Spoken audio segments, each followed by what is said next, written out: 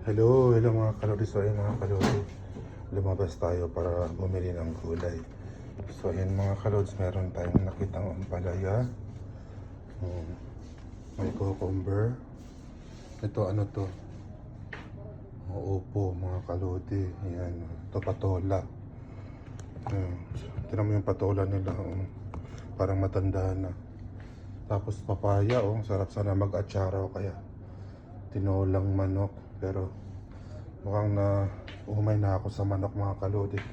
Ito mga kalods, ano to? Hindi ko to kilala. Ito ba yung patani? Anong klaseng gulay to? Paki-comment niya kung anong klaseng gulay to mga kalods.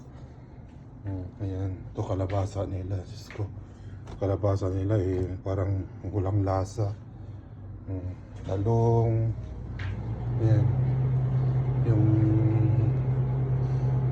ano ng malunggay, bulaklak ba to? Ano ng malunggay, ayan, sarap din yan. Ayan, talong nila. Ito naman yung mga gulay dito na dahon. May kangkong, may pechay, may spinach, may celery. Yan, kompleto lahat yan. Ito, ayan ito may radish, pansigang nga, masarap din yan, radish. Ayan.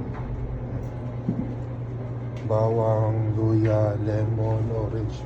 May saging pa doon. Tapos dito yung kamatis. Naman broccoli. Yan yung malalaking kalabasa mga kalodi. Mukhang masarap. Ito parang watermelon. Pakwan. Gabi. Yan. Anong gabi to? Ito ba yung gabi na panlaing o ito yung gabi na pansigang? May gabi kasing Makati, hindi ako masyadong pamilyar kaya hindi ako bumibili niyan.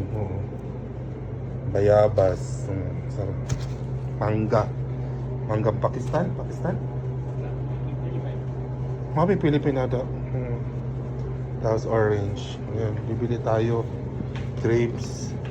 Maliit na ano lang to dito mga kalote yung bilihan. Ayan, may buko. Ayan, di ba? Ito yung ano ba, upo. Tapos repolyo. Sarap ito sa sardinas. Meron din dito sa baba.